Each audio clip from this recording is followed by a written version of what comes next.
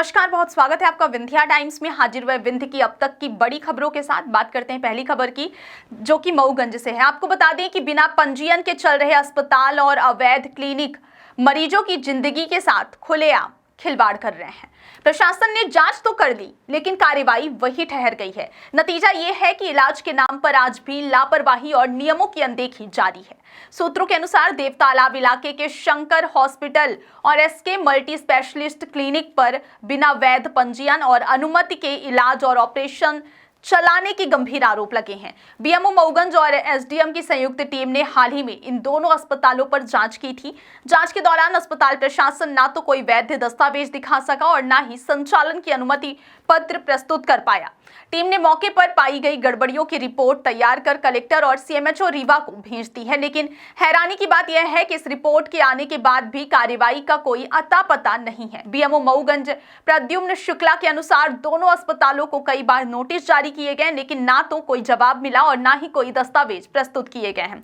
वहीं अस्पताल संचालकों का दावा है कि उनके पास सभी आवश्यक कागजात हैं। हालांकि जांच टीम को अब तक कुछ भी दिखाया नहीं गया। यह विरोधाभास अब एक गंभीर सवाल खड़ा करता है। आखिर प्रशासन की सख्ती का असर जमीनी स्तर पर क्यों नहीं दिख रहा? सबसे चिंताजनक पहलू यह है कि इन अस्पतालों में बिना किसी सर्जन या विशेषज्ञ डॉक्टर के ऑपरेशन किए जा रहे हैं।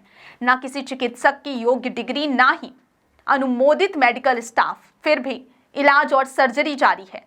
बताया जा रहा है कि इलाज के नाम पर मरीजों से मनमाने पैसे वसूले जा रहे हैं। कर्मचारियों का कहना है कि प्रबंधन खुलेआम पैसों की मांग करता है, जबकि अंदर का माहौल किसी अव्यवस्थित नर्सिंग होम जैसा है। आपको याद दिला दें कि कुछ ही दिन पहले जिले में 5 महीने के मासूम बच्चे की मौत बिना पर्ची दवा देने के कारण हुई थी। उस घटना ने स्वास्थ्य व्यवस्था की पोल खोल दी थी, लेकिन हालात में कोई सुधार नहीं आया।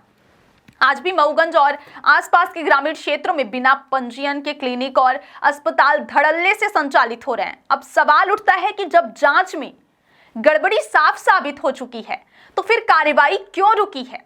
क्या प्रशासन किसी दबाव में है या फिर ये लापरवाही किसी बड़ी अनहोनी की वजह बनने वाली है? फिलहाल बीएमओ ने फिर से उच्च अधिकारियों को रिपोर्ट भेजकर अवैध अस्पतालों पर कार्रवाई की मांग की है, लेकिन जब तक ठोस कदम नहीं उठाए जाते, तब तक इन अस्पतालों में इलाज नहीं बल्कि जोखिम जारी रहेगा। हम बात करेंगे गांठ के ऑपरेशन अपने यहाँ होते का बच्चे रानी के कितना लगभग खर्चा आ जाता है। सब बरौदा घर है तो वो टावर 20 अपने यहाँ कितना आ जाता है, अपने घर और ज़्यादा उतना ज़्यादा बताइए। गरीब आदमी सोचे बच्चे रानी जो गठान हो जाती, बच्चे रानी में गठान टाइप नहीं हो जाए।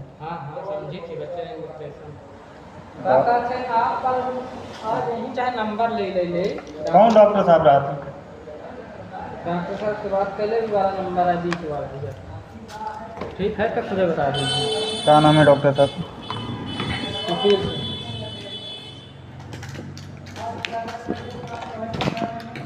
क्या ऑपरेशन करा था? हर चीज़ को भैया, जब जैसे पथरी उथरी के यहाँ से इलाहाबाद ले जाते हैं, तो यहाँ से ले के जाता कि यहाँ नहीं करा? नहीं, यहीं डॉक्टर आते हैं ना करने। मतलब डॉक्टर यहाँ है। 25 का दिन में छुट्टी हुई, 8 दिन में यार, 1 हफ्ता। तो चार्ज तो सब ले ही, बेड चार्ज वगैरह, कुछ आयुष्मान कार्ड वगैरह कुछ लागत है? 30,000 में आपका बेड चार्ज, दवा 5 दिन इंजेक्शन लगेगा, फिर 3 दिन टैबलेट देंगे, तो उसका सब छुट्टी जब होगी तब आपको दवा ले। आयुष्मान सुविधा नहीं है? आयुष्मान पूछ ले भैया बात के लिए, ना हो तो कहीं बुलाइए। आपके 30,000 में बेड चार्ज बिल्कुल नहीं, जांच के आपके लागी बस बरौधा और जा बखर जात है। मेन दूरी है ना, वो पड़ी तो उतना नहीं। अब चाहे वहाँ जाके उतना डीजल पेट्रोल और खर्चा पहले। कई बजे मिलेंगे डॉक्टर साहब? कल आ जाए अगर। कई बजे लगभग? 10:30 बिहार में। हाँ कल। मऊगंज ब्लॉक के अंतर्गत देवतलाव में शंकर नर्सिंग होम एवं एसके नर्सिंग होम अवैध रूप से संचालित हो रहे हैं और मरीजों के साथ खिलवाड़ हो रहा है। सर, ऐसा क्यों?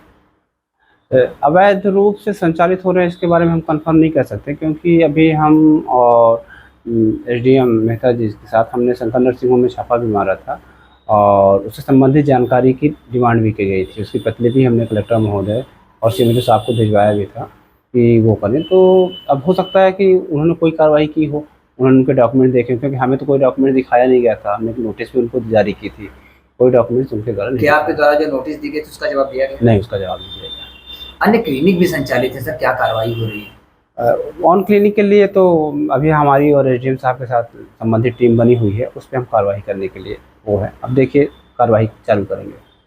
हम बात करेंगे अगली खबर की, जो कि सीधी जिले से है। आपको बता दें कि सीधी जिले में जमीन के विवाद ने एक बुजुर्ग की जान ले ली। परिवार के ही लोगों ने लाठी डंडों और धारदार हथियारों से जमकर हमला कर दिया।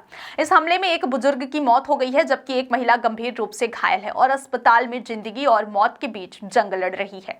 इस पूरे घटनाक्रम का वीडियो सोशल मीडिया पर तेजी से वायरल हो रहा है, जिसने पूरे इलाके में सनसनी फैला दी है।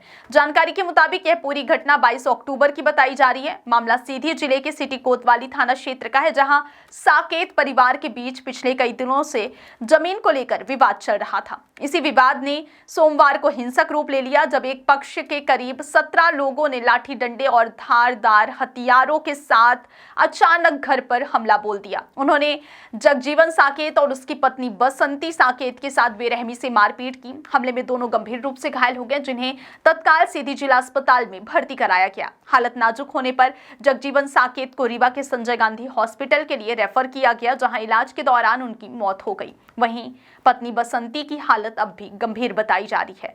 मृतक के बेटे ने पुलिस पर गंभीर आरोप लगाए हैं। उनका कहना है कि मारपीट में करीब 17 लोगों की भूमिका साफ दिख रही है, लेकिन पुलिस ने एफआईआर में सिर्फ 5 नामों को ही दर्ज किया है, जबकि घटना का पूरा वीडियो सबूत के रूप में मौजूद है।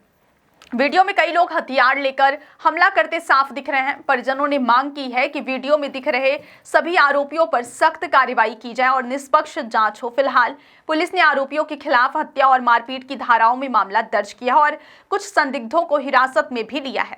पुलिस का कहना है कि जांच जारी है और वीडियो की फॉरेंसिक जांच कराई जा रही है, ताकि हमलावरों की सटीक पहचान की जा सके। वहीं गांव में अब भी तनाव का माहौल है। प्रशासन ने अतिरिक्त पुलिस बल तैनात कर दिया है, ताकि किसी भी तरह की अप्रिय घटना से बचा जा सके। जमीन के एक टुकड़े के लिए रिश्तों की डोर फिर से खून से लाल हो गई। धर्मेंद्र साकेत नाम है। क्या घटना क्या हुई? ये घटना ये है कि हमारे माता पिता को जो है तो घर में सका के मारे हैं। तो मेरी मम्मी जो है तो हॉस्पिटल में एडमिट है सीधी में, और पापा का रिफ़र हो गया थे। 22 तारीख की घटना है। और पापा को जो है तो आज दिनांक 30 तारीख है ना, 30 तारीख को मृत्यु हो गई है संजय गांधी हॉस्पिटल में। और हमारे घर में 17 लोग सका के मारे हैं। और हमने वहाँ एफआईआर किया है सीधी कोतवाली में, तो वहाँ जो है तो 5 लोगों का एफआईआर किया। बाकी बोला कि 5 से ज़्यादा एफआईआर नहीं होता है, और कोई अच्छे से कथन भी नहीं लिखी गई है। कौन है मारने वाले? कौन? मारने वाले हमारे माझिल बाबा के पूरे परिवार है। नाम है, सभी का नाम बताता हूँ। घटना क्या था? कारण क्या था? कारण ये पुरानी रेंजिस ज़मीनी विवाद जी। ये हर बार मारते, साल में मारते ही रहते हैं। अभी होली में मारे थे, बहुत मारे थे हमारे भाई को, बहनों को, सबको। अभी जो इस साल की घटना है 22 तारीख को, तो 22 अक्टूबर को हमारे माता और पिता को मारे। और जो खत्म हुए उनका क्या नाम है? जो ख़त्म हो गए हैं जगजाहिर साकेत नाम, उनकी मृत्यु हो गई। हमारे पिताजी हैं जगजाहिर साकेत। और माता क्या नाम है? माता का नाम बसंती साकेत है और सीधी हॉस्पिटल में एडमिट है। मारपीट धारदार हथियार से मारे हैं, राड से मारे हैं, लाठी से मारे हैं, टांगी से मारे हैं जी। आरोपियों का नाम? आरोपियों का नाम भागवत साकेत पिता दशरथ साकेत, त्रिलोक साकेत पिता सुखदेव साकेत, और रामस्वरूप साकेत पिता भागवत साकेत। ये सब पारिवारिक थे? जी, सब एक ही परिवार के हैं। थाने में रिपोर्ट हो गई? टोटल 17 लोग हैं। आपके कहने मतलब 17 लोगों में 5 लोगों की रिपोर्ट हुई है? जी, 5 लोगों के नाम से एफआईआर हुआ है। ये सीधी कोतवाली जी। आपका क्या नाम है? हमारा नाम धर्मेंद्र साकेत है। निवासी ग्राम भमरहा, पोस्ट पिपरोहर, जिला सीधी, मध्य प्रदेश, थाना कोतवाली सीधी।